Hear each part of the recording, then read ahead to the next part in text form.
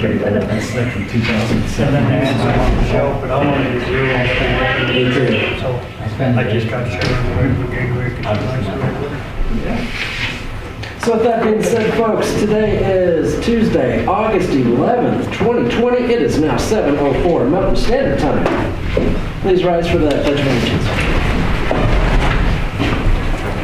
I pledge allegiance To the flag of the United States of America and to the republic for which it stands, one nation, under God, indivisible, with liberty and justice for all.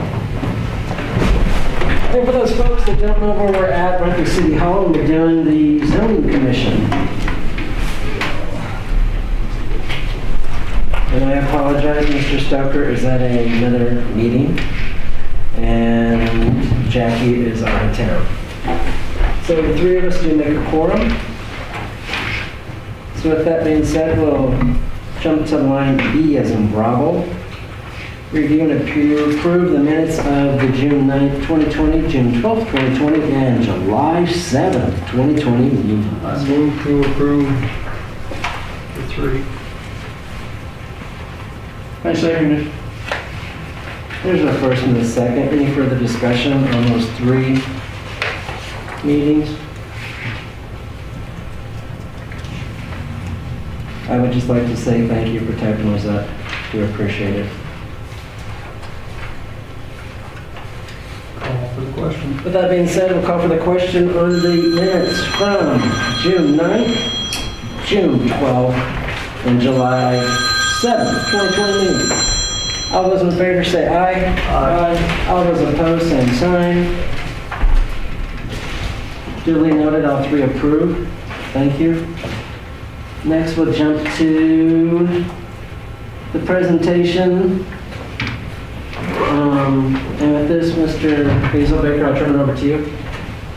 Thank you. Well, they were supposed to join us by Zoom, and don't see them. But I guess we can, when they do join us, we can Patch them in. patch them in. Sure. But just real briefly, what iWorks is, they're a software company that deals with municipalities, software for permits, zoning, code enforcement, and then they also do all the other city stuff. And I didn't know if you had a chance to look at it on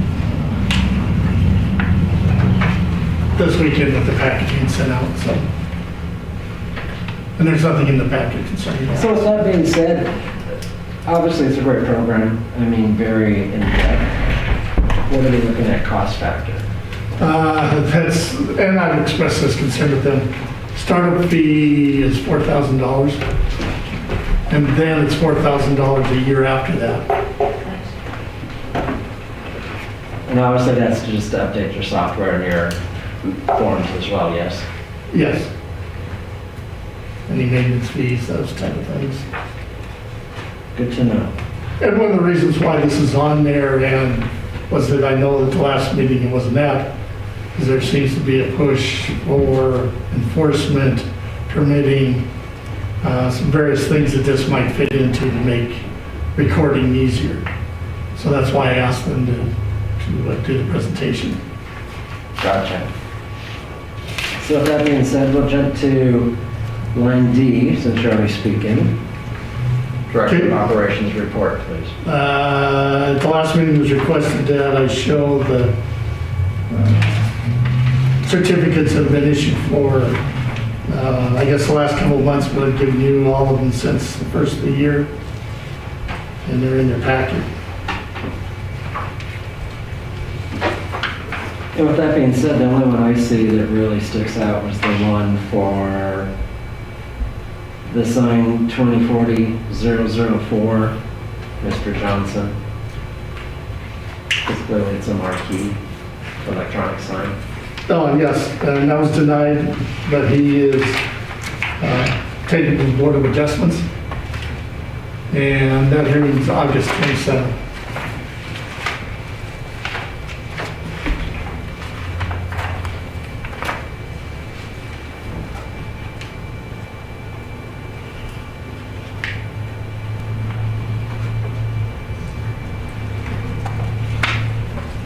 And And in fact, there's been a couple more added to this since I printed this Friday morning.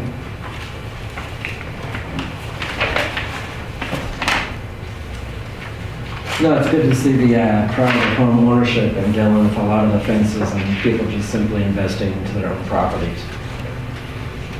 Well, one of the things that we do need to discuss that has come up this week is how many home businesses are you allowed in your home?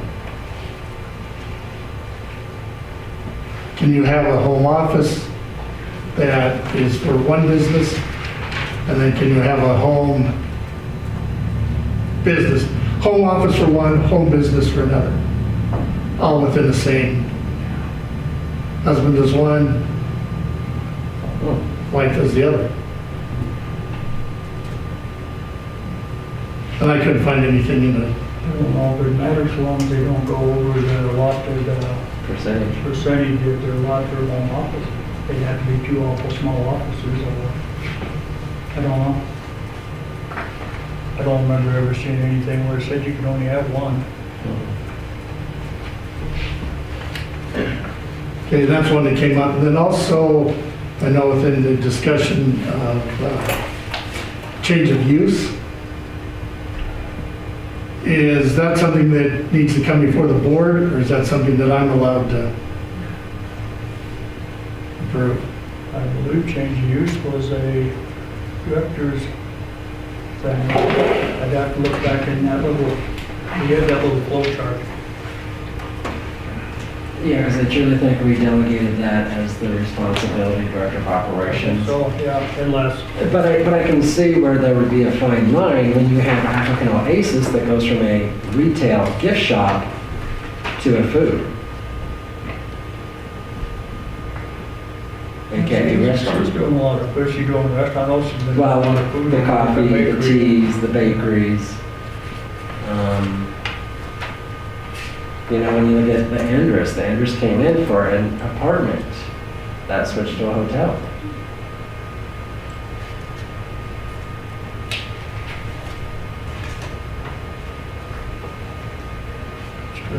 Was it really a hotel or was it an Airbnb? I think they're the name number, right, it's on tech. Historical. Yeah. Just some things for discussion at the next meeting or later tonight when we talk about use of occupation forms.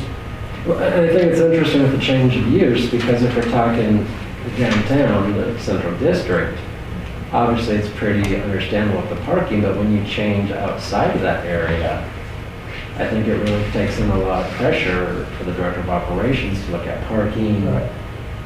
and all the other attributes that comes with it. And I guess that's quite the undertaking.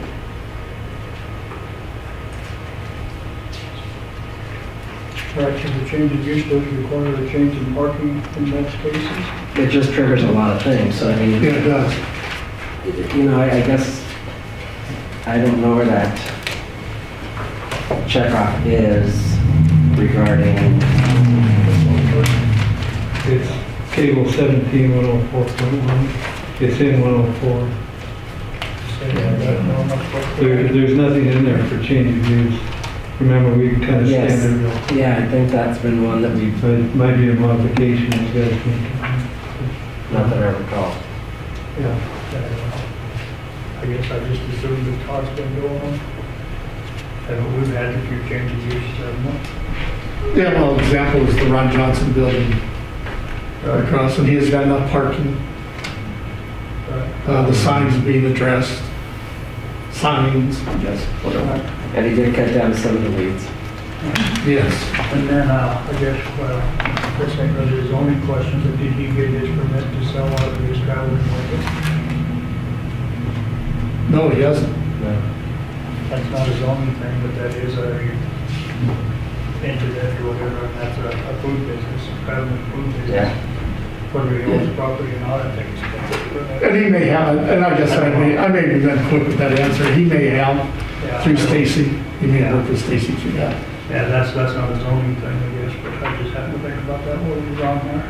I don't know, I guess we'd have to double check the change of use, but I thought it was truly the zoning commission. I don't have it in here. See, my zoning book is so old, it don't have, my zoning book still shows this as being handicap parking.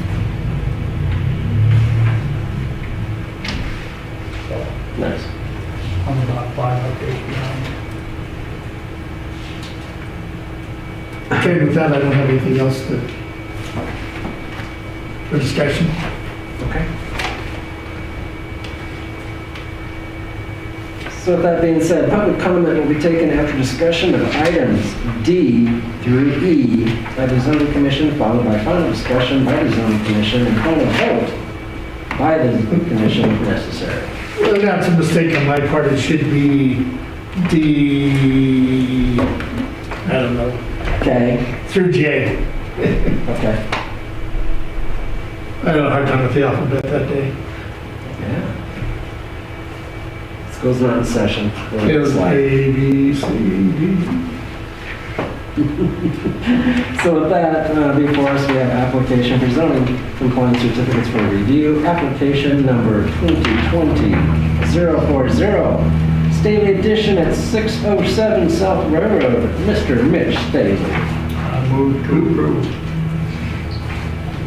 Second. If you'd like to speak, the mic's on, my friend. You don't have to touch it or anything. We should probably acknowledge that today is Mr. Stady's birthday. So we'd like to state that Mr. Mitch Staley, who resides at 607 South Railroad Street in Dillon, Montana, happy birthday. Thank you. If anybody on Facebook is watching, drive by and honk your horn to wish them a happy birthday. Happy meeting. Yeah, absolutely. I don't have anything to say in addition unless there are questions. Happy to answer it. Mary Jo just pointed out that I must have not drawn my picture here to scale, which is why I'm not an architect. I thought I did it right. Each square represents about 5 feet. Each square on the graph paper. But again, I still software.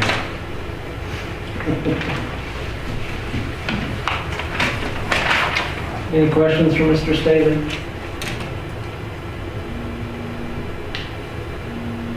I take it you're just adding this little porch on the back of your building? Yeah, it's just a mud room. It will just be able to, right now you have to go outside to go downstairs to do laundry. So just to make the house a one level and get it better.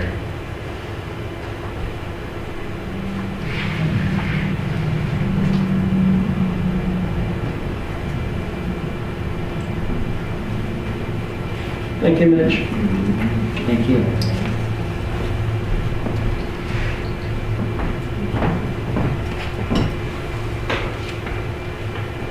Mr. Raymond, Mr. Doug, any questions? No, I don't know. It's the only, actually, I kind of like it. It's a pretty nice little thing. The only thing is lacking, and it's really not lacking, but if you would actually show the number of parking spaces in there, or I guess not you, but, I mean, you show where your parking is, but it don't show actually how many. I'm assuming there's 4 or 5 parking spaces in that 2 spots, but. In the driveway. Yeah. Actually, you have driveways and just say additional parking. Yeah, it's a big driveway, and then of Yeah. course I'm on the corner, so I got 2 Yeah. streets as well. I guess that's more of a comment for Todd, that they make sure, just so we know if they're doing a house inside. Well, in this case, I guess, Right. I know where Mitch lives. Yeah, well, he's got. You could put probably 10 cars in there. Yep. Yeah, people say I should sell the spots at Labor Day.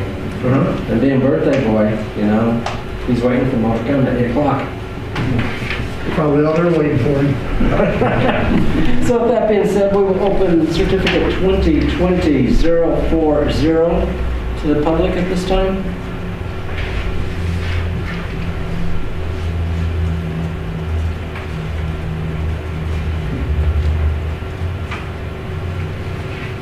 So with that being said, we'll bounce it back to the commission for final comments.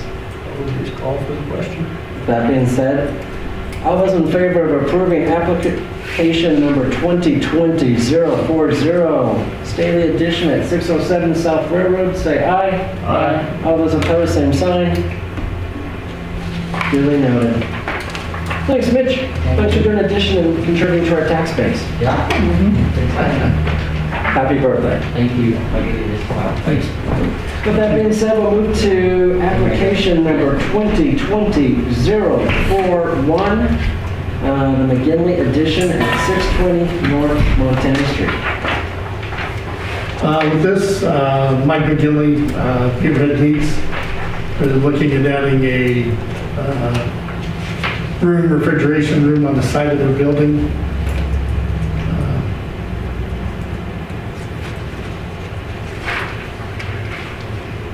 I move to approve. Sorry, it's a little quick. Mr. Doug? You can second it? I'll second it. Thank you. I was reading, I'm sorry. So with that being said, we'll open it up for discussion. Mr. Hazelbaker?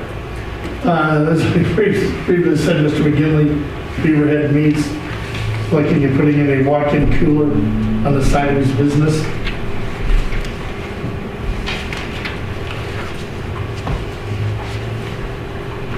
Drawings are within the packet.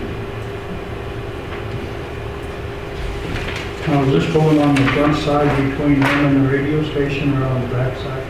It's on the backside between his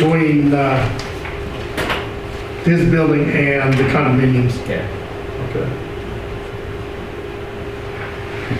They would go in, level that out. He's talking about putting in kind of a retaining wall there because there's a slope. And it would clean up that area. Access would be, there's already a door there in the back. They would come out that door to get into the cooler the itself. cooler, the walk-in cooler, yeah.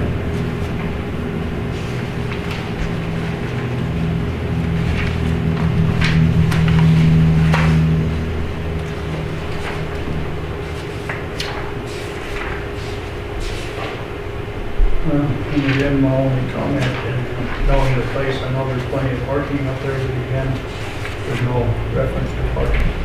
Correct.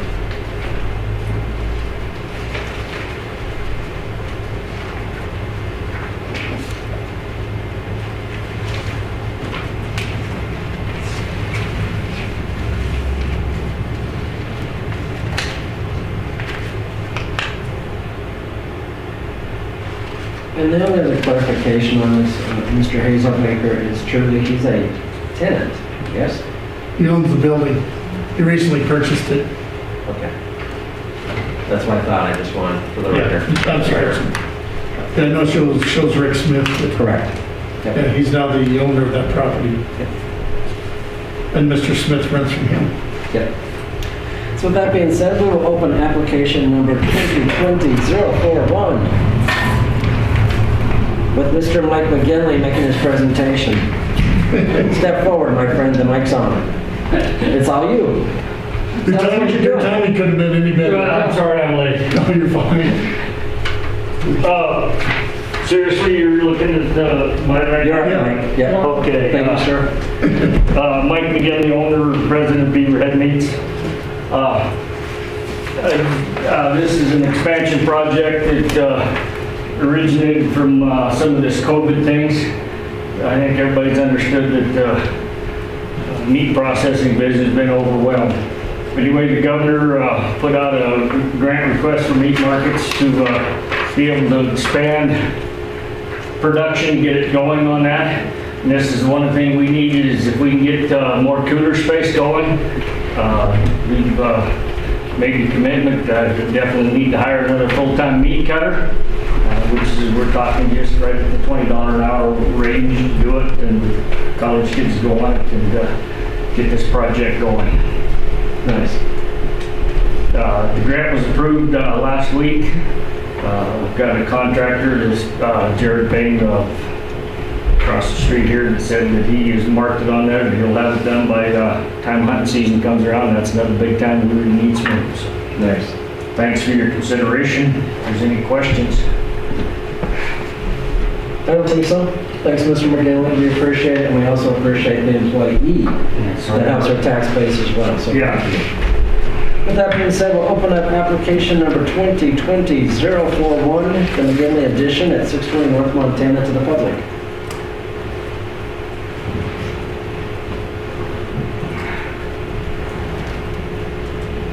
So with that being said, we'll bounce it back to the zoning commission for their final remarks on that application 2041-041. So call for the question. Question's been called for to approve application number 2020-041. Second. All those in favor say aye. Aye. All those opposed, same sign. Thank you, it passes. Thank you, Mr. Mike McGinley. We appreciate this Thank you. effort. Thank you. Nice addition to the town. With that being said, we will jump to line item F, as in Frank, the update discussion of the potential potato salad area zoning public hearing. Yep. Mr. Hazelton. You almost missed all your fun. Yeah. Your timing couldn't have been any better, Oh, really. I know, right? We just text you when they come in. Yeah, just the update discussion of the potential potato cellar area zoning public hearing. Do we want to look at setting that or continue to? I think if we're gonna set it, we need to set it now and get it done the next month and a half before their season comes around, and then we'll be tied up again for October, November, December. That's just my opinion. Yeah, I think it's, And it's been 3.5 years. yeah, well, I think How many people are you allowed to have in the room during phase 2? 50. 50 is the most, but you still have to practice the social distancing. Correct. But, well, if had to be, if need be, we could, I've seen a lot of places do this, they'll let so many people in at Right, the we same just time. put chairs outside. And then put chairs Transfer outside, it and out. after these Correct. guys come in and make their speech and what they wanted to say, we'll ask them to leave and for the next group to come in. Correct. If there turns out to be more than what we can handle in the building. Yeah, we're just shutting the street down. Right. It is just a public hearing, so people just come in and express, Right. so there won't be any discussion on our part. Well, and we have, we can set a TV up out there with our Zoom, I guess we had to. Correct. And they could watch it or they could on Facebook. I just think we need closure on this, move forward, either get it done or, like I said, I know it's been over 3 years. Yeah. Well, it don't look like we're gonna get into phase 1 or 4 or whatever the next phase is, I think in the meantime, so we need to. get Exactly. On. So traditionally, we got allowed 2 weeks for postings in the publication. So we're out at least 14 to 21 days. We could probably And for the main go meetings. first meeting in September, which is the 8th, or the 22nd. I would say let's try it for the 8th. Yeah. If that will work in your schedule. That'll give us the 2 weeks plus the time for the Yeah, meetings. that would work.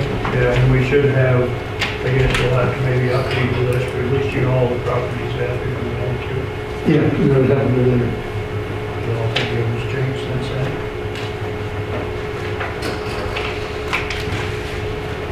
Thank you for setting that up, Mr. Hazelbaker. Any public comment on line F as in Frank? The update of the potential potato cellar area zoning public hearing tentatively set for September 8th. Mary Jo. Thank you, Mr. Chair. I appreciate it. I have it in my calendar, and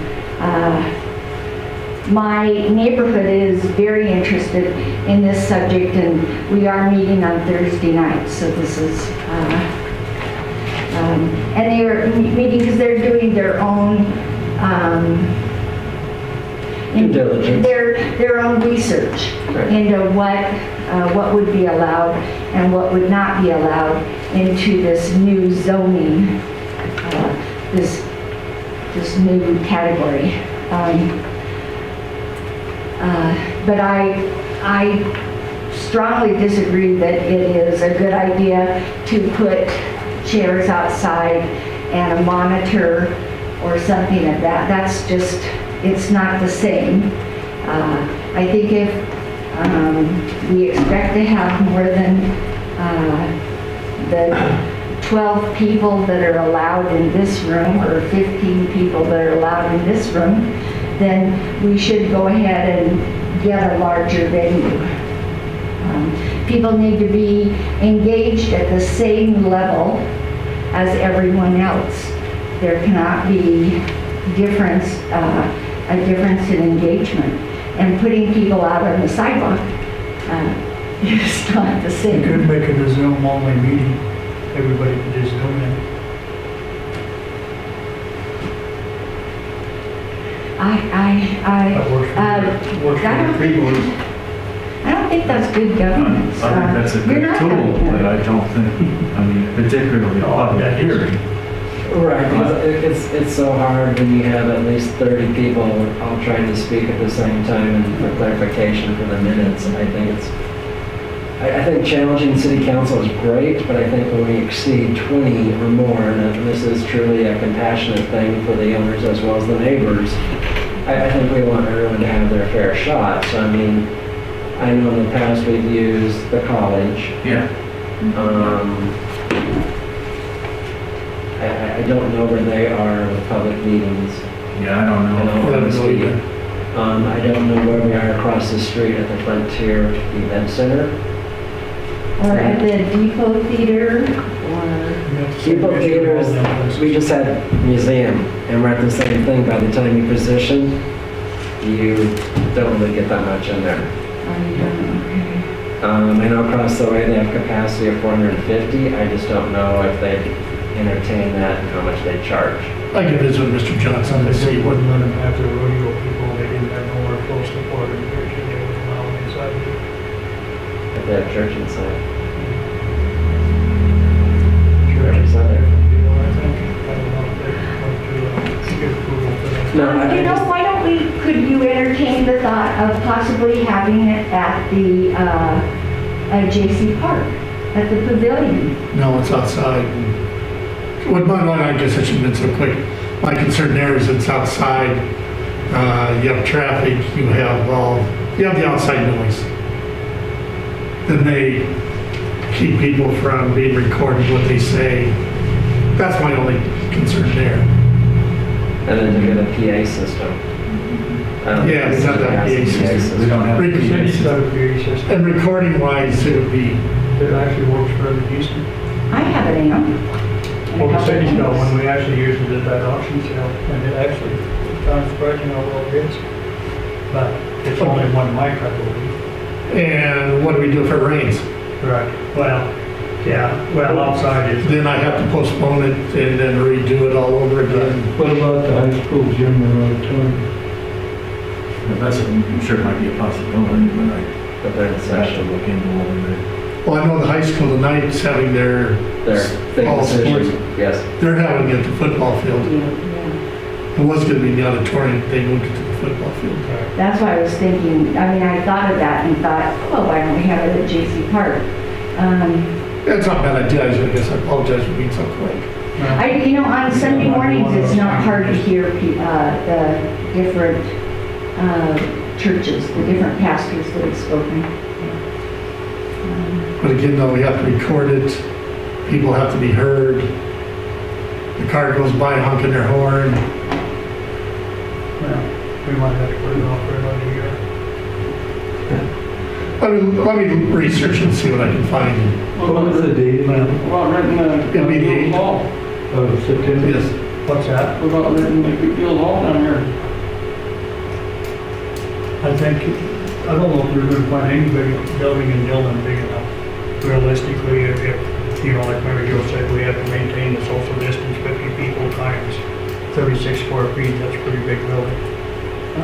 Because that's, if you wanna, you know, do the social distancing, it's 6 by 6 by 6. Well, the whole thing too is that there are several people that'll come together, you know, that live in the same home, But, and they don't have to social distance, but like if I don't know, there's several like you options, are- and I'm sure something Todd has created enough that he'll come up with something. yeah, look at the Is the beer auditorium? Oh, Meyer? Yeah, I don't think the college is doing any of that stuff. Oh, no. In fact, I believe they said they wasn't gonna do anything until June 2021. And That's why everyone's looking at this That's the place. reason he changed this what he did, because he said, well, look here, I got an opportunity to do something, because the college banned all that for a year from, I thought it was June 2021, but Or something. then they made an announcement that they weren't going to be doing anything in their, Lewis Clark room or the gymnasium or. You could use one shot.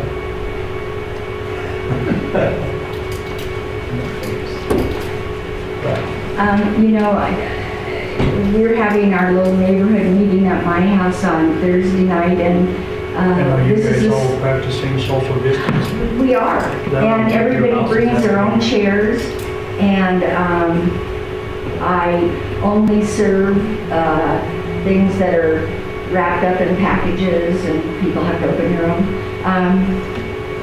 But it seemed to work. Last time we had the meeting, and no one seemed, and I have some really skittish neighbors, but they really like meeting outside. They're comfortable meeting outside. So I appreciate your consideration of those thoughts. Thank you. Thank you.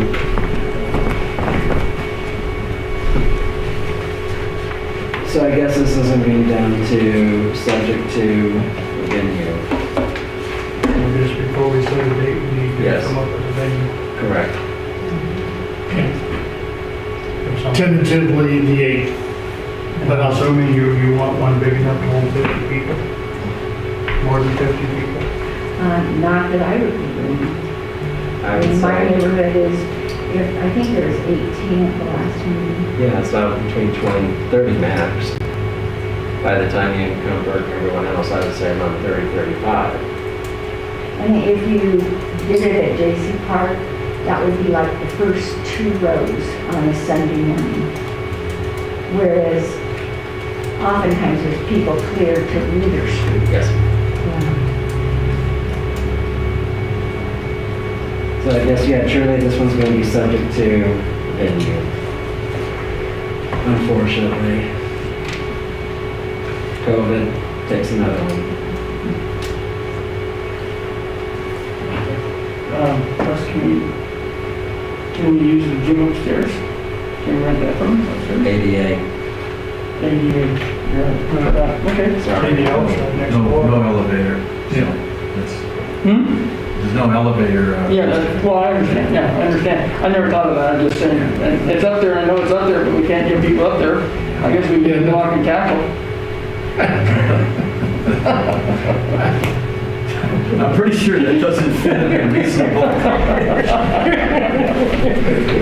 don't know now. I knew of some people at the courthouse, they sent 2 deputies down to pick her up and back her upstairs in a wheelchair, and they said that was reasonable accommodations. Nice. Yeah. So thanks, Mr. Hazelbaker, for looking into that for us. Have to. H, as in horse. How about G? Well, I'm dyslexic. Give me a break. G, as in giraffe. Update discussion of tattoos and piercings. One thing that right before the COVID situation arose, we talked about changes to tattoos and piercings and added to the zoning code. It had already gone through the zoning and was approved to be sent to the council. Before I sent it to the council, though, I thought I'd run it through you guys one more time. Because I know it's been approved, though, but. And basically it was to include the definition added to the chart, Correct. and then the Third one was,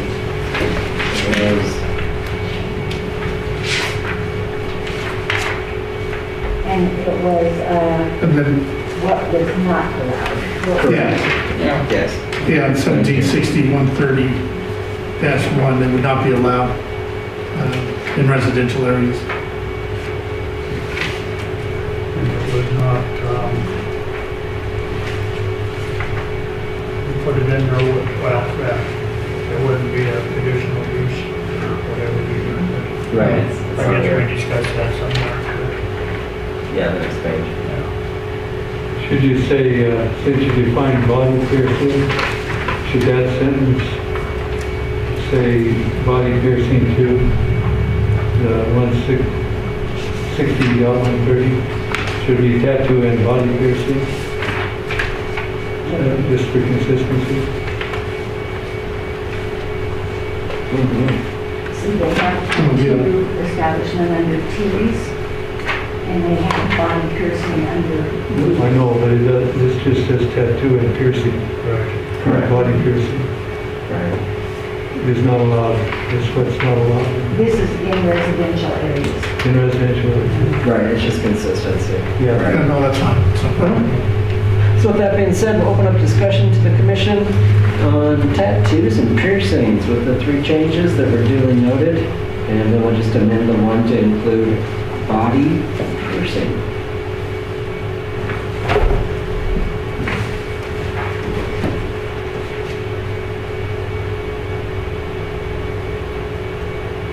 We're speechless, so we'll open up to the general public. Comments at this time regarding the recommendation for tattoo and piercings, as noted. Just a comment. I think you need a comma between auto upholstering and massage therapy. Hold on. That's so much. I mean, auto upholstering, massage therapy, that sounds like a very interesting business opportunity. Massaging the elbow. Yeah. And only leather. I don't know, it doesn't sound comfortable in the slightest. I think the comment's needed. So, We need to start the show. Any other public comments at this time regarding the definition and the changes as recommended by the zoning commission to go before city council?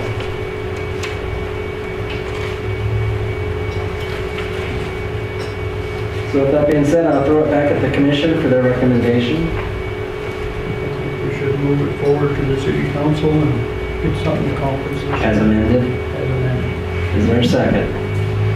Second. Further discussion at this time to move it forward as recommended and as amended by Mr. Mooney, so I thank you for that. All those in favor say aye. Aye. All those opposed, same sign. Duly noted that the recommendation will go before the city council next Wednesday. No, that won't. no, you got to- Because we have to approve the minutes, yeah. Sorry, jumping the gun. Now we'll jump to number H, as in hectic. Update discussion of the Mountain View Home subdivision zoning designation. Again, this is one of those things that was being discussed before COVID hit. One of the last things discussed was going back to R1, grandfathering what's there, notifying all the owners of the properties of the change coming. One of the things that the last note was that I would visit Mr. Dolan. I visited Mr. Dolan about it.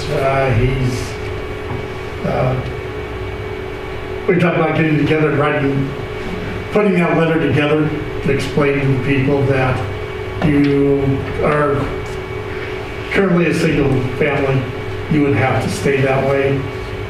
If you are a rental, you can stay that way until you changed.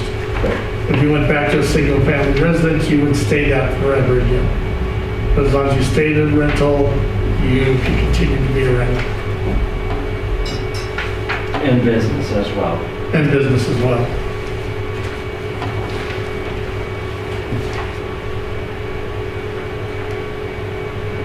Discussion amongst the commission at this time? Well, I'm trying to remember where this Mountain View. Ivyville. Ivyville. Yeah. When Stone Lake came that night, Right, okay. Yeah. Discussed Well, I it. knew, I just didn't think where it was at. I remember discussing it because basically we're just saying we're gonna start reinforcing what it's supposed to be. Yeah, Correct. Right. I think it's a good way to honor the folks' wishes that came forth that night. I also think it's a great way, in the letter, if it could be composed as such, if you have a home business, if you have a rental, please do note it going forward. Well, Because if not, someone's gonna say, and then someone comes back in and says, well, we approved this to this and they have that. There's nothing to truly create that so-called, what you all love to use, grandfathership. If not, we're back to where we are tomorrow. And we have the same issue of things not being put in place and acknowledged. are rentals not allowed in R1? But it's good to know that there's a rental in case there's two rentals there. If it's a business, there's 3 businesses over there that I'm aware of. People that have accessory dwellings, that guest room above the garage. I mean, truly, folks, if we want to let them be truly grandfathered in, I think we need to have them take a moment to simply acknowledge what they have. Especially when we got a lot of new folks moving in. That's just my thought. So with that being said, we'll open up that discussion of the Mountain View Homes subdivision zoning designation, AKA IDW.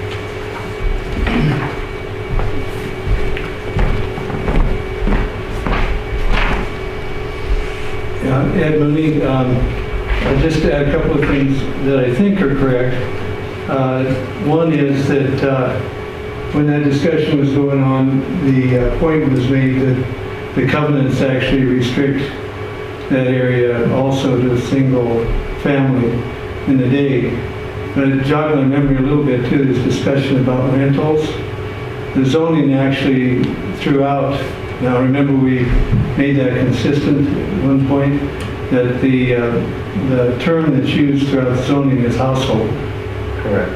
So R1 is single household. And then you kind of have to back that up to the definition of a household, which is 4 or less unrelated members. And that was partly came about, I believe, by some stuff that was going on across Marines down there. Correct. Parkview. Right, but there's also And, 2 duplexes down there. Yeah, and the issue was just overcrowding with too many unrelated people. And so, whatever that language throws out, I'd suggest that you use household and remind them that a single household is 4 or fewer unrelated individuals. So, and that's about it. I don't know what that language should be, but the confusion between rental and, like Mary Jo said, you can rent, but it's got to still be a single household. Yeah, Right, because there's some yeah. basement apartments. Then there's the duplexes down there as well.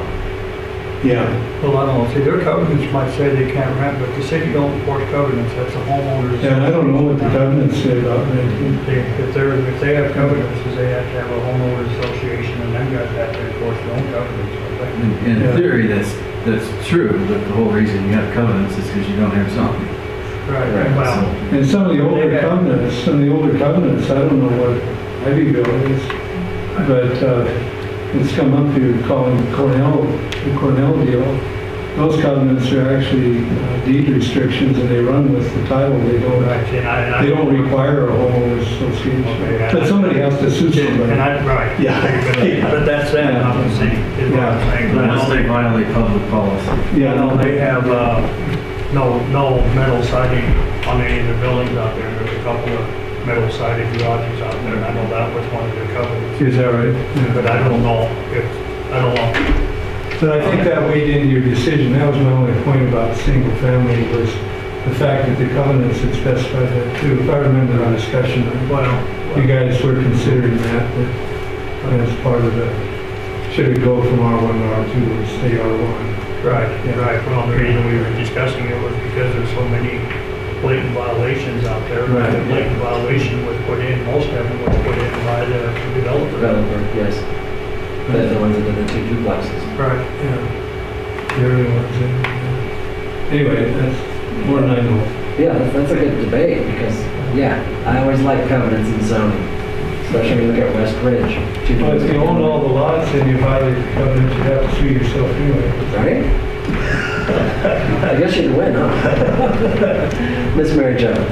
Yes, I'm going to refresh your memory a little bit too. This came about because Dan Nye, who lives in the subdivision, brought it to the attention of the zoning commission that subdivision functions as an R2, and it has for more than 20 years. I remember when that subdivision was built and it was going to be all R1s, and it made it for about 6 months before the first duplex was built, which is not allowed in the R1. From then on, it has just functioned as an R1, and I mean as a R2. And it's, but you folks have set up a system whereby if, I think is it 75% of the people Yes. who live in the area want to change it to an R2, they can do that. And the system that you kind of set up, where you're going to send letters that say, if you have a home business, you better be registered because you won't be grandfathered in. If you have come to the city and you've done your due diligence, then you will be grandfathered in. But if you haven't, you won't, and if somebody complains, you'll have to cease and desist. And that will, as Marlene Stonelake, she was very eloquent when she expressed it, that will either return the area to a functioning residential area, or the folks in that neighborhood will get it together and say, we're going to be an R2 and we're going to be semi-commercial, because there's far more than a half a dozen businesses. There's probably 24 businesses in that area. And they're good businesses, but yeah, unfortunately they function out of their garages or out of their upstairs bedrooms instead of renting space downtown or in some other commercial area. And as Marlene eloquently said, it is changing the nature of that subdivision from residential, very quiet, pedestrian, almost palatial, to a semi-commercial area. So I hope you go ahead with the letters and, you know, and return that neighborhood to a neighborhood, a residential neighborhood, because it doesn't function that way right now. Thank you. Thank you.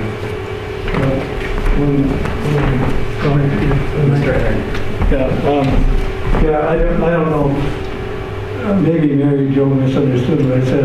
I agree with her. But the duplexes, I don't think you can return them to single family, single household units. Those have to be grandfathered in. And that's easy to tell what the existing duplexes are. I don't know how you handle the single households that have been converted to duplexes. The ones that were originally built are pretty obvious. Right. So there's a distinction there that no more will be converted either, I think. Correct. From what I understand about the area, and I probably know less than anybody in the room about the area. That's my 3 cents worth. Thank you. Yeah.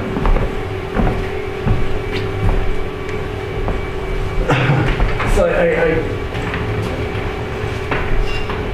I would say clearly there's two options. One, the letter, or I'll simply just recommend that the folks,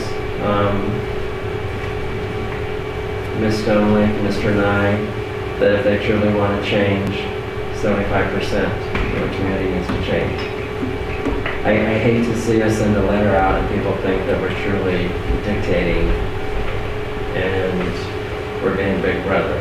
I understand the compassion and the concern, but I think that's the two options we have before us. Unless you can include in the letter that the folks themselves do have this option.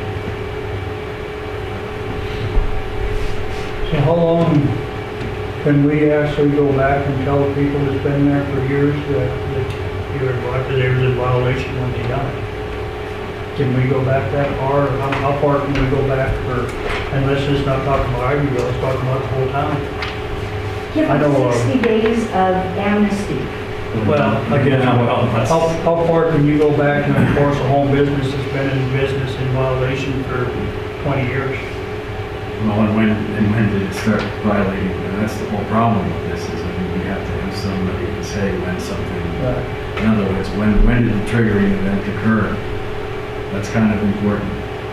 You know, the one scenario I see with a lot of this is, you know, this zoning style. I mean, you start dictating to people, you know, that you need to change your use, and it's been that way for 20 years, and you know, try to enforce the regulations. I think the landowners are going to defend on the basis that you know, the city didn't enforce its zoning and hadn't, and that's why we were allowed to continually operate in this fashion. And to tell us to do otherwise would result in inequity, and it should be allowed. Going forward is always easier, but you know, I mean, as far as the existing duplexes or single-family houses that have been converted into duplexes, I mean, you know, I'm pretty sure if I called Alan Olsop at MMIA and said the city was planning on taking some D9 bulldozers and, you know, just ordering people out and just mowing the thing down, he's going to say, you know what, you're not covered. So, you know, and I'm not trying to be flippant or facetious, but I mean, you're talking, I mean, significant federal constitutional civil rights violations. You know, just to enforce a conforming use in an R1. I mean, you know, this is what happens over time when we don't enforce things. This is where we end up, and the solutions are usually worse than, you know. So I guess, I wonder, yeah, sorry, I'm jumping in, but I wonder if you couldn't, on home-based businesses, if you couldn't say something like, you know, once it's shut down, kind of like the signs, you know, once a non-conforming sign has not been used for a year, it's supposed to be torn down, you know, and why wouldn't that work in the letter to something like that for home-based businesses? Once an existing home-based business ceases to operate, it will not be continued after 6 months or something. And any new home-based businesses will have to be permitted through the zoning process.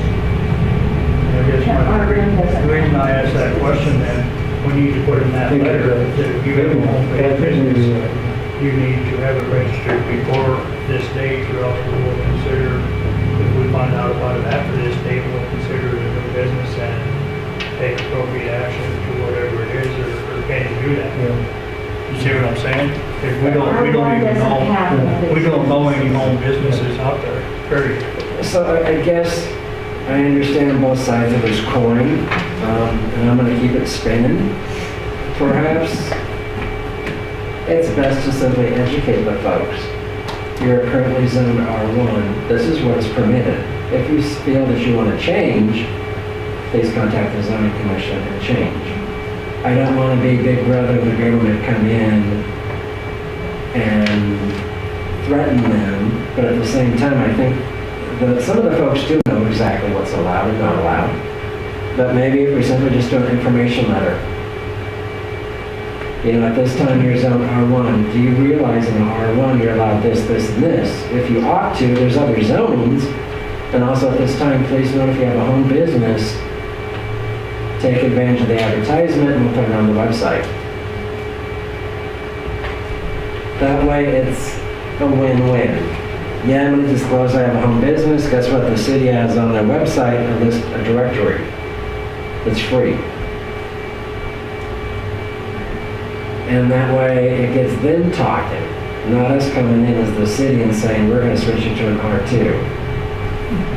I just know I went through that on Kentucky myself. We know that went through up there on whatever street. Sorry, short-term memory here.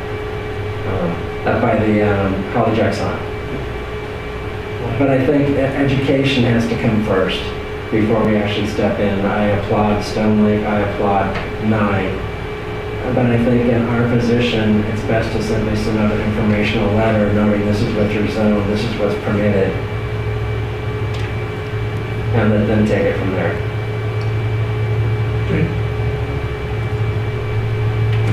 So Jim, I can work on that. Well, that's all we can do. And then have it at the next We meeting, already decided we weren't going to do anything. the following meeting. So I guess the only thing that concerns me is if I move into Ivoryville next week and I start a home business and you come shut me down, and I say, well, I've been here forever, how are you going to prove, if you don't have a starting point, how are you going to prove all on home businesses? Of course, if I just moved in there, I guess that's obvious, but there's people out there now that's lived there forever, and all of a sudden they start a home business, and who's going to say, well, they're doing it right. Exactly, that's why we're giving the definition of That's why I R1. said we need to have a baseline that says how many home businesses are there. Who is there doing business? And saying that's where the information there goes out, hopefully now, self-disclose. And I also think the letter needs to go out to all realtors, except for me. Because I do know zoning. Yeah. Well, the other thing too about home-based businesses in general, if I'm fuzzy on that part of the code, but if I remember right, the general idea is that you can operate your home-based businesses with a permit that doesn't go with the property. Property is sold, you cannot sell the business. If I remember. Does that sound right, David? Right. Yeah, home base is yours, not the business. Because we're seeing a lot It's not more Yeah. home seasonal businesses with a lot of outfitters. Well, but it even says in the code, you shouldn't even be able to tell that there's a home business Right. going on. There Correct. shouldn't be extra No increase in traffic, vehicles, no there shouldn't be signage, equipment. exactly, yes. But I think it's just at the point we just educate the folks over there if they want to take the stand and get a petition going, great, but at least we took the point that out of respect to Ms. Stone Lake that we did to tell the folks you're in R1, this is what's permitted. And it might be worthwhile just mentioning what something to the effect what Mary Georgia said. By the way, a home-based business cannot be determined, should not appear to be Correct. any different than a residential. Right. Yeah. Especially as neon open close signs, you know. No welding all day. Right? Yeah. You can't have tractors parked in the sidewalk. Oh, come on, it's landscaping. Parking should have landscaping. Is there a particular case that's bothering you? Well, the tractor parked in them. I think there's a lot over there that questions a lot of folks, from the vehicles on the street, on the yard, but it's almost every neighborhood. If we look close enough, we'll see it. So does that mean I can bring my tractor into town so long as I don't have a home-based business? I'm going to start parking my tractor in front of my house. You gonna get free Well, rides? there's a guy over on Glendale that Yeah. certain contractor routinely has his Yes. trade all and This is all of his other equipment parked on the street. But I think just as a follow-up, Mr. Hazelbaker, that way we can take this off our list, is that we simply send a letter regarding those folks that we did acknowledge them, and that surely they're in R1, this is what's permitted. And maybe we can just draft a letter for next time, please. That way we can officially take this one off the list. Looks like we're gonna jump Will the letter be on the list? For next time. Next time. That way we can see a draft report and make any recommendation. And then we jump into I, as in ice. Update, discussion of certificates of occupancy, change of use, home businesses, fence, and sign documents. Obviously, Mr. Hazel Baker, clearly you have a lot of COVID time on your hands. And I appreciate all the stuff you put forth, so thank you. You're welcome. But that just, I think it makes your job a lot easier, to be honest with you. Because when we've been just using the one form covers all, it doesn't work. So I went to different sites, different communities to see what they use, and kind of I stole it all. I'll just be honest, I stole it all from other cities. The first one, I don't know the right order you have. I think it's, there's the fence permits. Correct. Then there's a sign permit. Then one of the things I know that came up at the last meeting was being discussed was the certificate of occupancy for residential. Then behind it, there's 2 pages. There's the minimal requirements for final occupancy. Things that if we were to go this direction, they would be the things that I would, or the person would go in and check. But again, I'm very cautious about this and the liability that it puts the city and myself out there. So that was in the packet.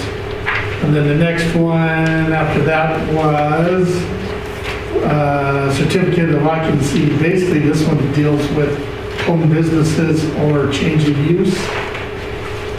It's the supplement questions, certificate survey.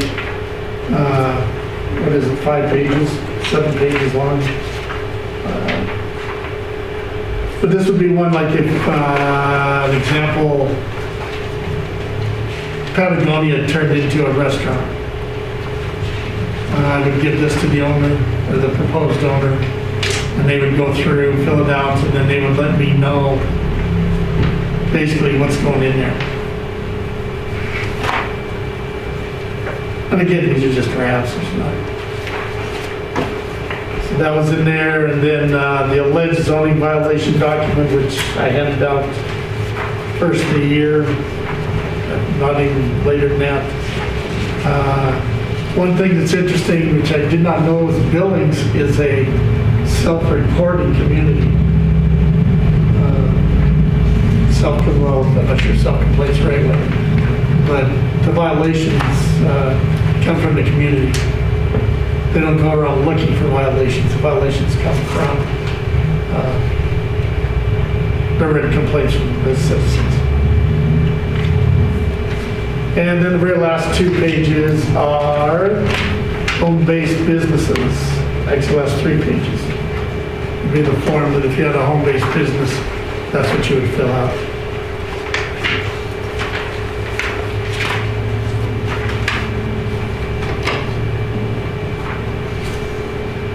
What, I guess it's page 5, the question 15, you have, does the proposed use involve a patient care profession such as doctor, dentist, chiropractor, acupuncturist, or physical therapist? And then you have A, is the proposed use within the mental health profession? Oh, okay. So my question is, why do we single out mental health professions? What about dentists or, I mean, that seems a little odd. You don't want wackos next to you, I guess? I don't know. Just saying. I think like these are pretty good running some of the relatives. And then you got this counseling proposed. Does your counseling business contract work with a public agency? What's that supposed to be? So did you steal this questionnaire? Oh, yeah, I stole all of this. I mean, it is. Where was that from, the questionnaire from? I don't remember. And then 17, smoking launches, that would be unlawful under the Montana Clean Indoor Air Act. You can't have smoking launches. It's illegal. So that's why I bring this stuff to you guys. There you go.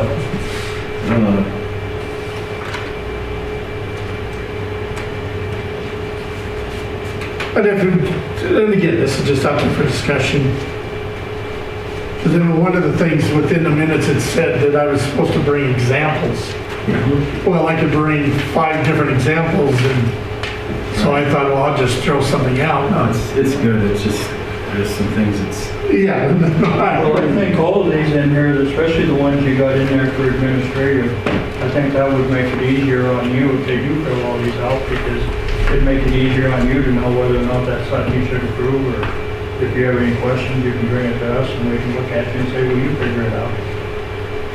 Or whatever. You know what I mean? Yeah. Especially like the fences, and I mean, you pretty much got all them figured out, I would think, by now. But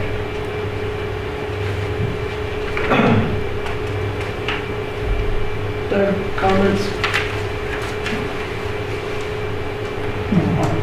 So with that being said, I'll throw this out of the general public at this time for their feedback and comments.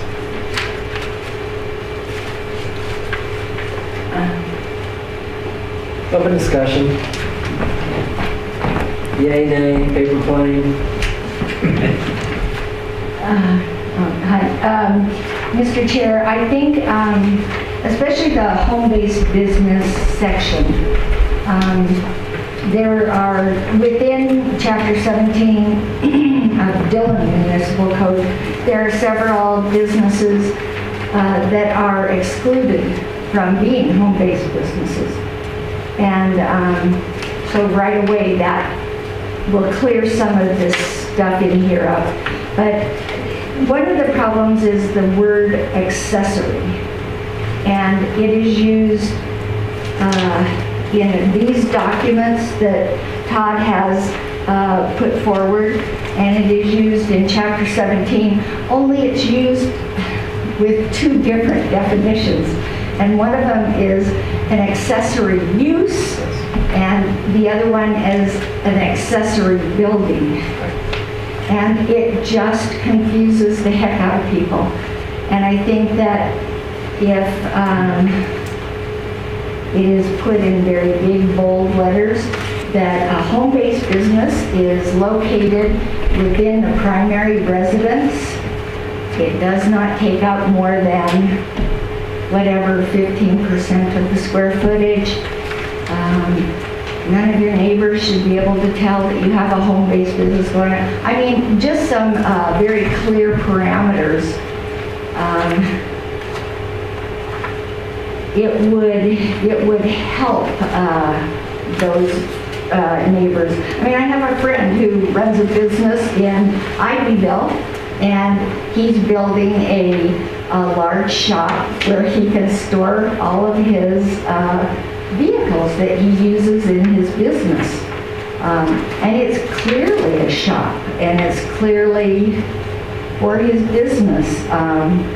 It does not fit with the residential character of that area, but heck, who's to stop him? So that's my other concern here. Apply for a permit? Pardon? Apply for a permit? Without enforcement, none of this, it's all meaningless.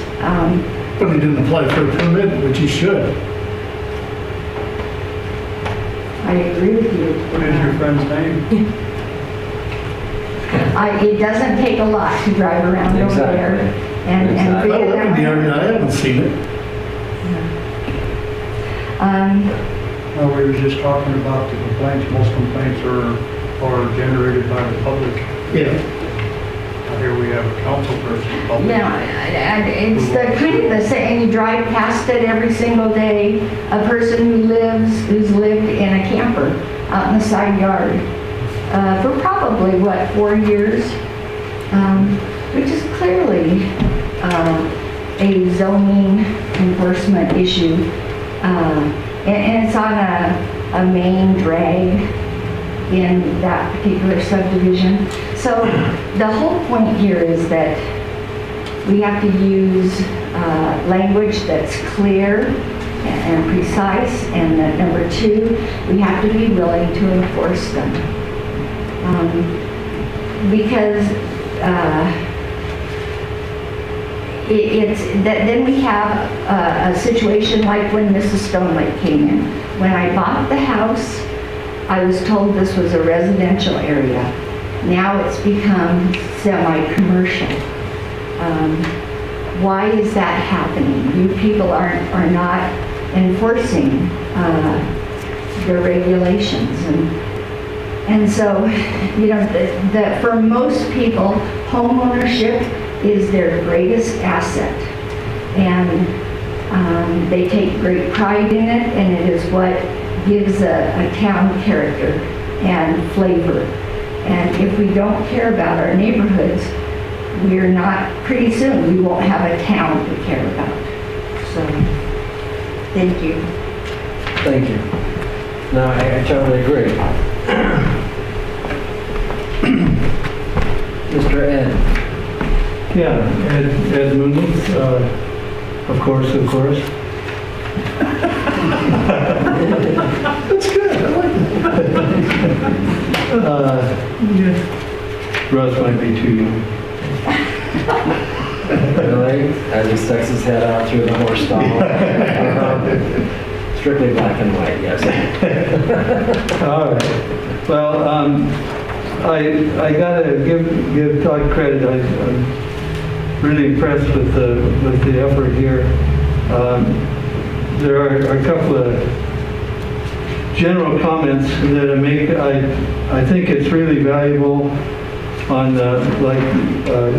done on the fence and signs where you have the relevant sections in the document from the zoning code. And it looks like at first glance, both of those, the questions that are asked really reflect what's in the code. This is the first time I've glanced at these, but they look like they're really a good start. I don't know, like on the bottom, some of these have pages numbered. On the fence one, there's no page number. I would certainly say like page 1 of 2 and page 2 of 2. Those are editorial kind of things. But as far as the content, I believe that there's a place on the current certificate for fee received. Is that right? Yes. And maybe those should be on here too for both the initial application and if there's a fee received for a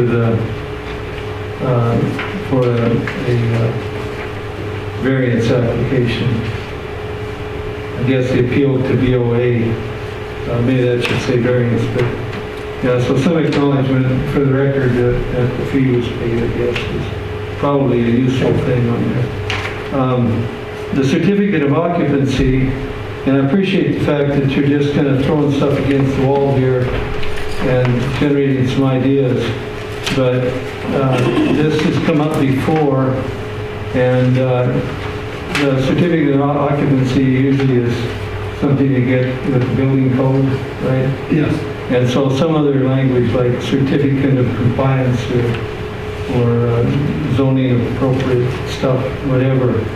And with that in mind then, you might pare this down and get something closer to what you got for the fences and signs by reflecting on what really is in the zoning code that you're asking for. And that might include, you know, when you're talking about specific uses, maybe looking at the uses that are relevant in the zoning code, and then go from there. But it looks like where you got this, some of the conditions for accessory and conditional uses were pretty similar to ours, and some of it looks like maybe did come out of ours. On those last 2 pages of home base, oh, it is 17. It is 176130. Yeah, they're on the bottom. Yeah. Yeah, so it looks like you're going down the same road there. And this is a little bit of a first shot, more of a first shot it looks like. You're kind of going down the same road there that you did with the signs and the fences. Those are a little further along. But kudos for this. This has been talked about for 5 years. I know we're trying to get this done. So thank you. Good on you. Thank you.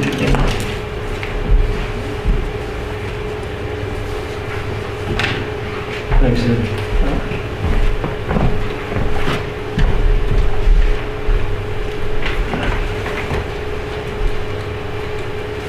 So with that being said, I'll throw it back to the commission for their comments, suggestions, feedback, input.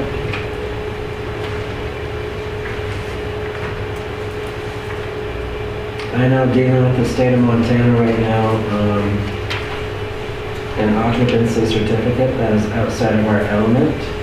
We do not have a zoning person for that, so I believe that has to be scratched. Legally and liably wise, we're not there. Maybe in 5 years, we might be there. But I think that just has to be scratched or reworded, because if it's a certificate of occupancy, we do not have a building code. We don't have a building code enforcer. They're the ones that actually take that on. Yes, the state of Montana can approve someone, but we're not there either, liability-wise.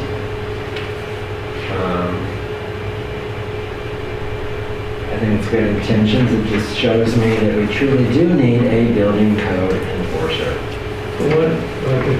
I'm sorry, I'm not a turn, but one thing that just occurred to me in those lines down below at the end of some of the earlier forms, what would happen if it was just another line that indicates that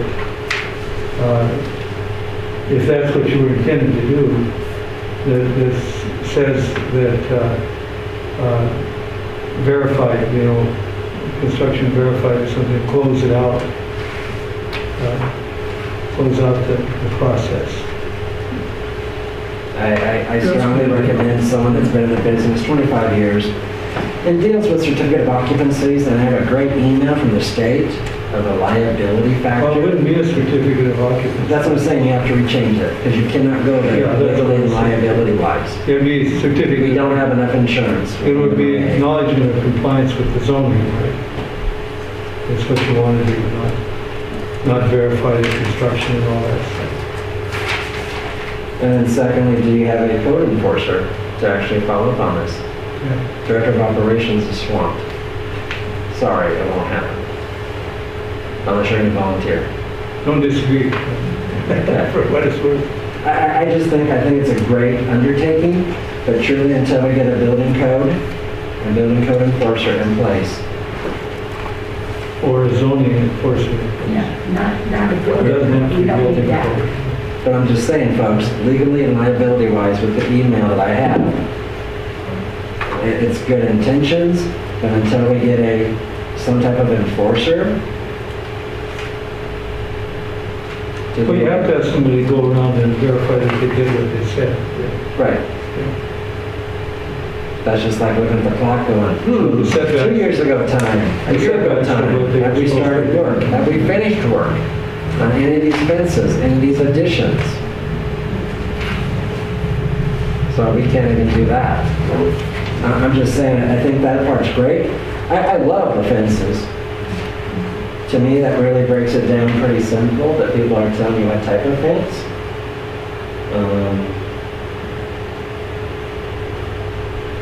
And same with the signage, because I think there's a lot of confusion with the signs.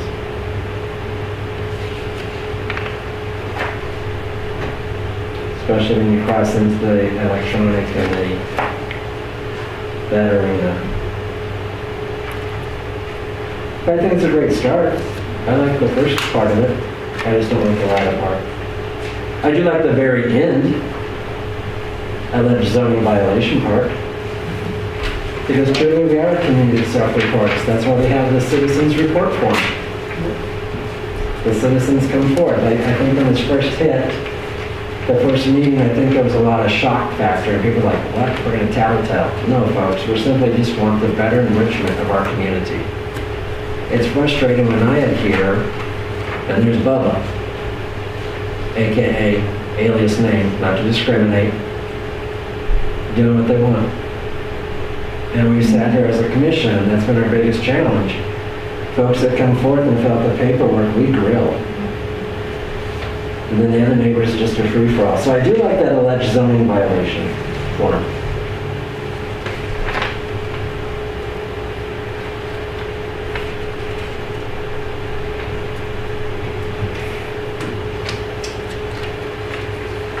Any other comments, suggestions, recommendations?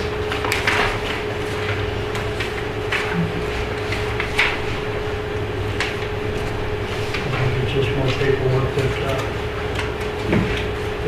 probably ain't gonna be real life.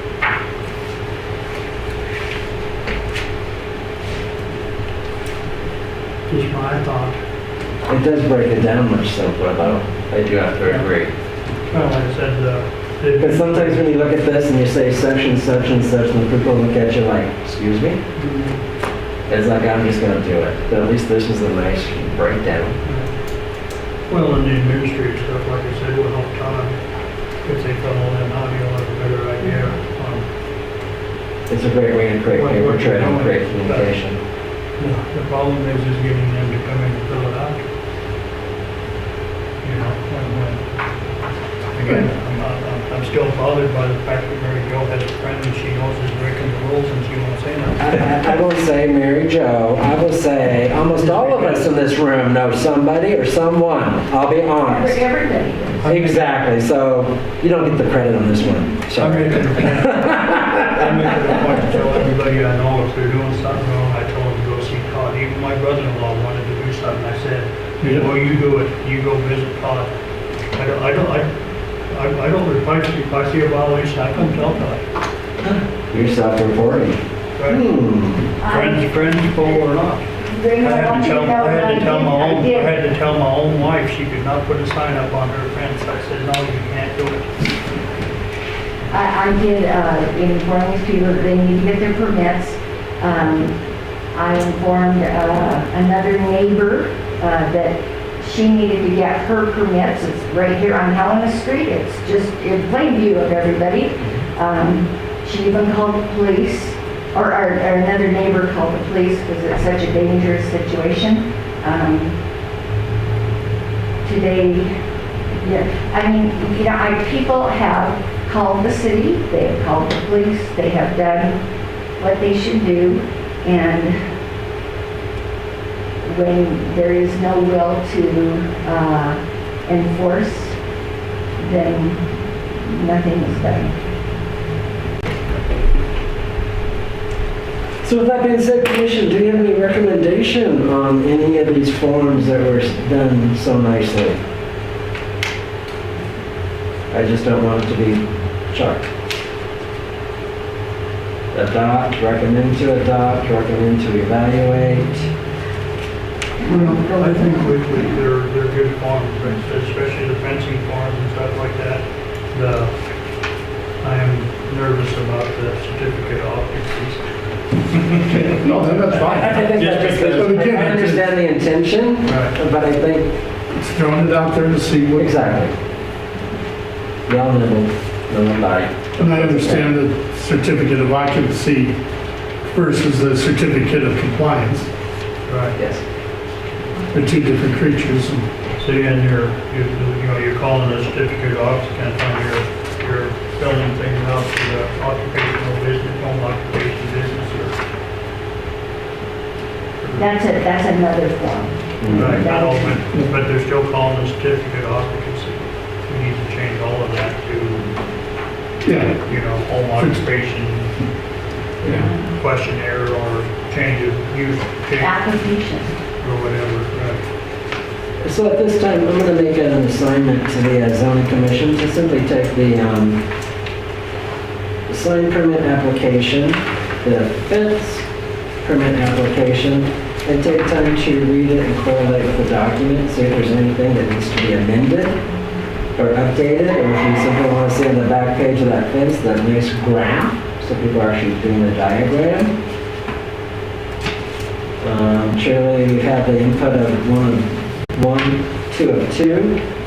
So your homework assignment, so this doesn't fall by the wayside, is to simply take the document and please apply it to these forms.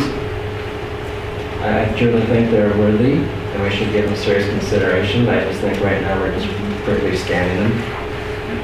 So if we could bring those back, please, next week for a follow-up on those two. Next meeting? Yes, sir. So you will see them again. They'll be in next week's packet. Do you want more? Mary Jo. Just an idea there, you may have lots of applications for home-based businesses in the near future, especially if a particular letter went out to a particular subdivision. So maybe it would behoove the commission to work on that particular application also.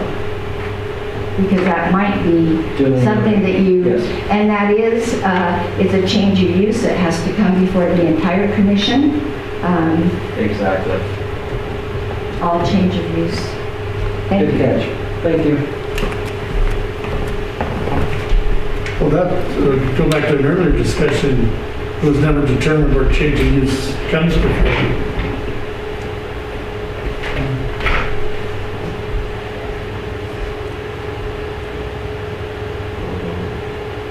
I believe you have to have hearings.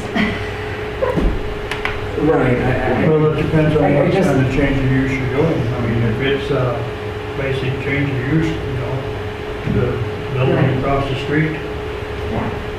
why would you have to come before the commission? It's basically just telling the city you're no longer operating a retail store, you're operating a event center.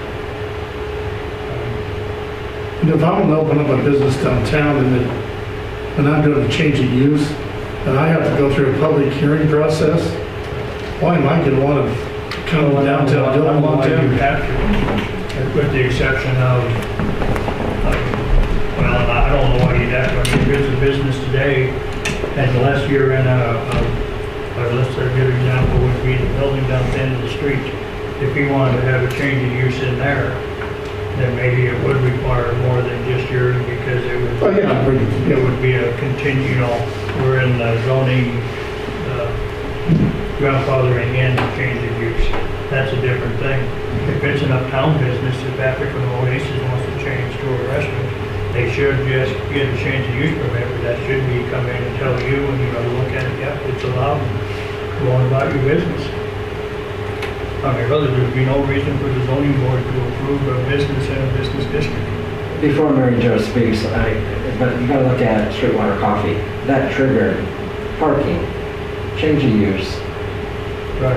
It changed so much, folks. I mean, I think there's a bigger picture here. Well, Yeah, no, I it understand. did trigger the change of use, did trigger the parking, but that was still nothing really the zoning board should have had to look at. A normal change of use permit, if it changes parking, then Todd can say, okay, you're changing parking, you gotta have 35 from 25. In most businesses, unless they're changing to a restaurant, the parking ain't gonna be that big a deal. But still, if you're in a business zone and you say over here, well, this is a bad example because there's no parking, but if the event center wanted to open into a restaurant, do a change of use into a restaurant, they bring a permit in, Todd would look at it and say, okay, you gotta have parking, you gotta have X number of spaces. There's nothing we need to vote on. I mean, we shouldn't have to tell them he needs parking, it's in the zoning, Todd shouldn't unless he wants to bring it to us. Todd should be able to approve most change of uses. The only time I can see where Todd maybe would have an issue with approving a change of use would be something where you're grandfathered in. Like for instance, the two businesses that's in now R2 zone. Barry Ribbs's and buildings down there. If both of them guys wanted to do a change of use, that would be something I could see would require zoning board approval. But a normal business, it's basically, you go in there and look, the building's already there. So why would we have to approve a new building? The only thing God would have to look is that type of business allowed in that type of zone, and do you have enough parking? And the only two issues really a change of use would probably bring up. I can't see no reason for the board to get involved in that. unless there was something, again, you know, if it turned out to be something where they wanted to open a bar maybe or whatever, and they liquor licenses or something like that, but if it's just a basic something, I mean, what do you need to know? Is the business allowed and you have enough parking? The building's already built. You know, if they change the sign, Todd's gonna do the sign, you don't need our permission for that, and I don't think he should need our permission to do most change of uses. Unless he wants us to, I mean, you know, if he is in a position, he wants to bring it down and say, you know, I have issues or whatever, then by all means, bring it to us. But I think most change of uses is very basic. You know, we're going from whatever, I mean, I don't know, I can't think of it. Across the street again, you're going from a retail store to an event center. Why does that require a full-blowing board to come down and say, you know, that's just one more hurdle for someone to jump over they don't need?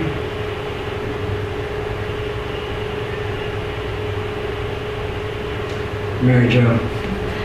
Yes, Mr. Chair, I think what you're trying to discuss is in Chapter 17, it very clearly delineates what is a permitted use and what is a conditional use.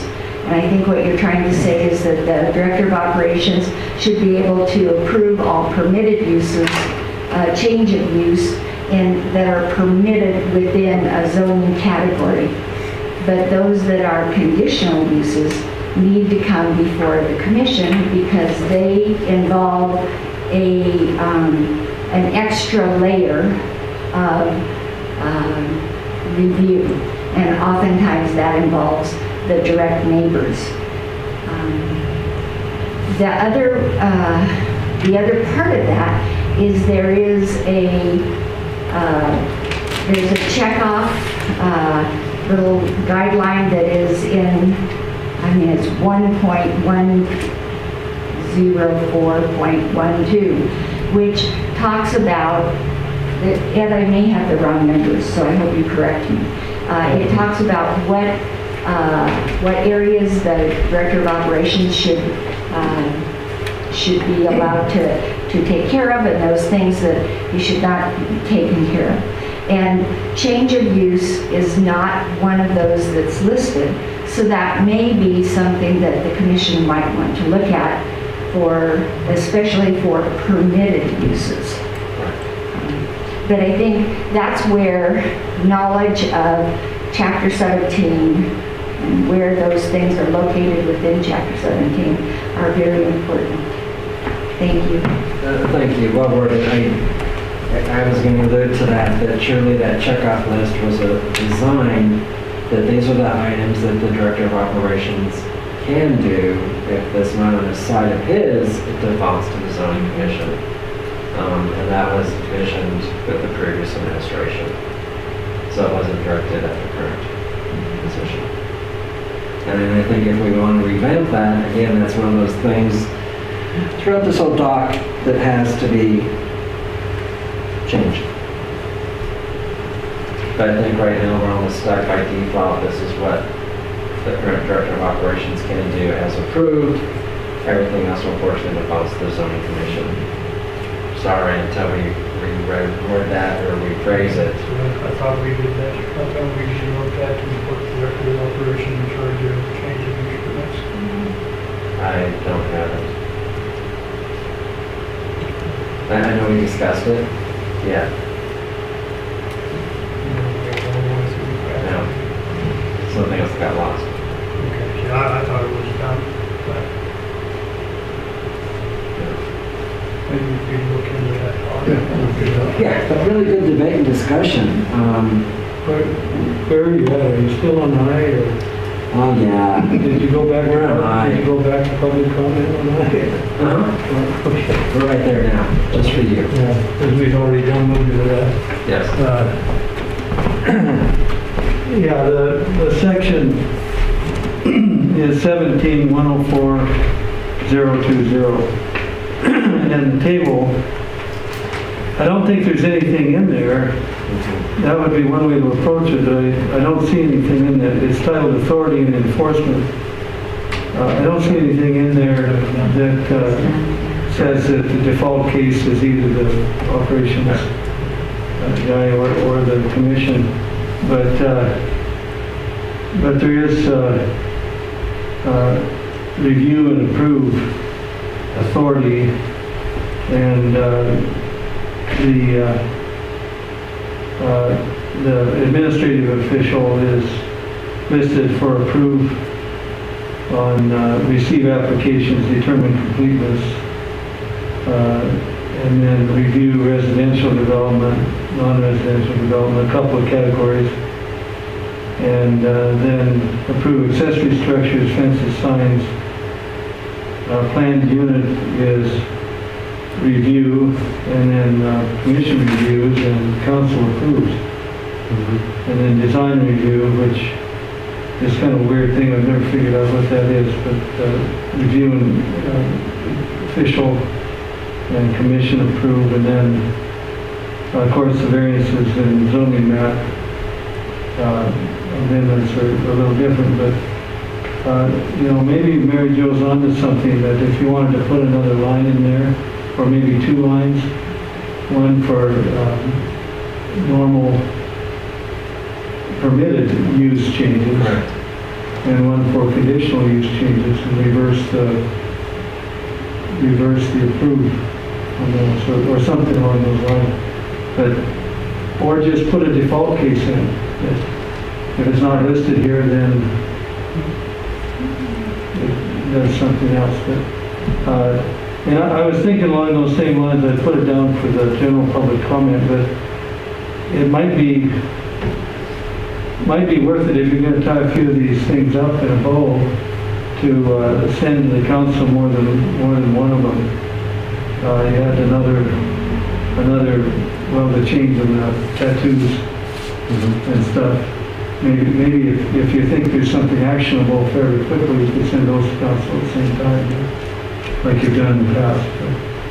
Might save some time, or I don't know, might take more time. Thank you. Thanks, Ed. I believe the tattoos already have a public hearing. Oh, And that is right, so that's why that's catch up there. Yeah. And I'm going to throw this at Mr. Hazelmaker and Mr. Dolan. I want to say 3 or 4 years ago, when the bylaws were revamped, I think we did a chart then. I think. Because it was the first time we revamped the bylaws in a long time. But I also think at that time we had a check-off list that we, I want to say it was 3 or 4 years ago. And I just think it got by the wayside again. It's different than what's in Title 17. It was the addition to, and it was a chart that actually said authorized. That's what I recall. Yeah, but I want to say it was 4 years ago. It's been a while, I guess. Because I think it was when we were looking at bylaws and director of operations responsibilities and role. But I want to say 4 years ago. I know I'm throwing a lot of time out there. But I think that's when we had this discussion. Okay, yeah, I'll take a look. And that's where I always say, and I ask the mayor, I need a new book. Because Lord knows, I know online it's chapter by chapter by chapter, and I just have issues downloading it. If it was on one PDF, I'd make copies for y'all. I'll give it to the next meeting. We all need new books. Yes, Planning board, all the boards. all the boards need new books. I think it's just because there's been so much updates and so much passion that's gone into a lot of the updates. A lot of us are simply going, do I have the right? And that would help us, because I'll have it for the next meeting. please, it just helps communication-wise, so we're on the same page. But thanks for those comments. We're going to jump to letter J. Mr. Dolan, discussion of zoning code violations and enforcement. Well, Dun dun dun dun. I know it's been discussed recently, and here's a perfect case. Property 124 North Atlantic, he had a fence violation. He's built a 6-foot fence across the front of his home. He's been contacted twice. No response. So what should, I guess I want to know what the next step should be. I think this is a perfect example to find out what kind of zoning enforcement we need. We will do the route everybody says we can do already versus civil, which is more work than Mr. Dolan, but I think we need to, we need a motion to make it official to have Mr. Dolan proceed with civil action to see if we can enforce it, because if we can't, then we need to rethink the idea of having a misdemeanor enforcement on fences to get the ball rolling. I mean, if this is something that's gonna take 6 months to do, a year to do, then clearly it's not gonna work. So I think this is a perfect opportunity to find out if we can do any enforcement at all with what we got. Because we do have some enforcement capabilities, they're all civil in our book. And maybe we'll, I don't know. I don't know what the steps are from here. I mean, this is legal stuff. I'm assuming you have to file a petition and have them served. Yeah, I mean, I think I have to file a civil suit, have to have them served, all that, but I don't want to file one unless I know, when did the violation occur, when was it noticed? These are important facts, you know, they really are.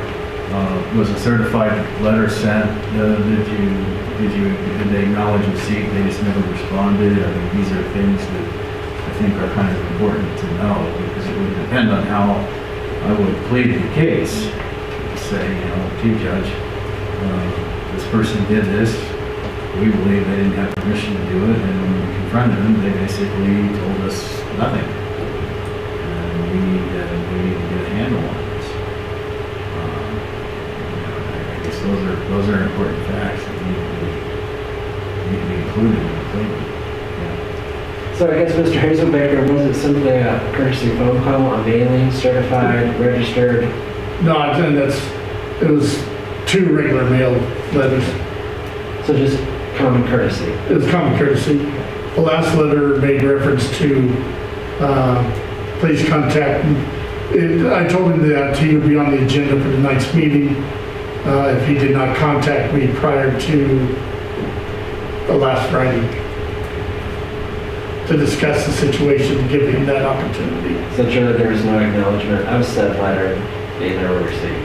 Correct. So I guess the next So I step guess would be to send it registered and certified, so at least therefore we have a paper trail to proceed forward. But I don't know much. So the issue with the fences is too high, is that it? is what? The fence is too Front fence, high? yes. Yes, it's too high. And no permit. And no permit. Okay. Across the front. Yes, the front specifically. Okay, so we'll just start the paper trail then, and then we know how to proceed forward. Okay. So with that being said, we'll jump back to Jay and Mr. Dolan.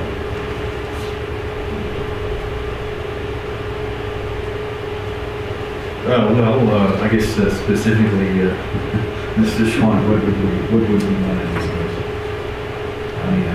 I don't know, I mean, really, like I said, this is a perfect opportunity to see if we can't do anything with this fence and we need to get back into changing the thing into something a little more doable. Oh, I mean, You know what I'm saying? I mean, yeah. No, I mean, I'm certainly more than happy to write a demand letter to the landowner. And we put it on the letterhead and say, look, you're not going to speak to our director of operations, so I'm going to be dealing with me shortly. Right. You didn't get a permit and the fence is higher than it's allowed in the code. I mean, maybe that will get their attention. You get a remedy a lot easier than a suit that's running out. And I did send a letter like that to someone today, basically stating he did not respond within 10 days of this letter. The issue will be turned over to the city attorney for for his review. I think that's the term I used.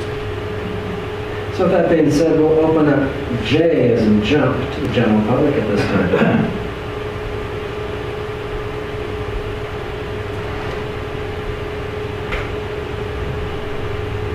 So with that being said, I guess we'll bounce back to the commission. I appreciate the feedback from Mr. Dolan, but it seems to me that we actually got to create a legit paper trail, send out a letter registered, and if no compliance, therefore you have to deal with further consequences, please.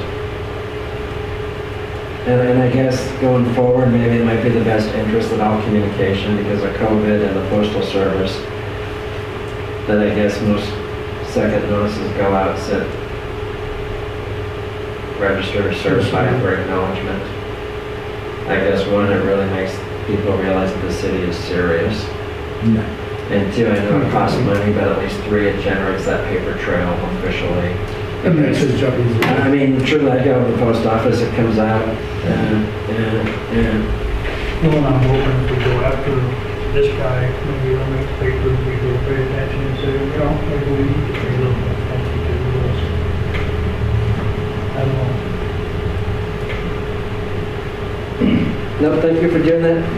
Letter K, as in kangaroo. He's been jumping all over the place. Public comment on items of significant public interest not on the agenda and within the jurisdiction of the zoning commission. The mic is yours.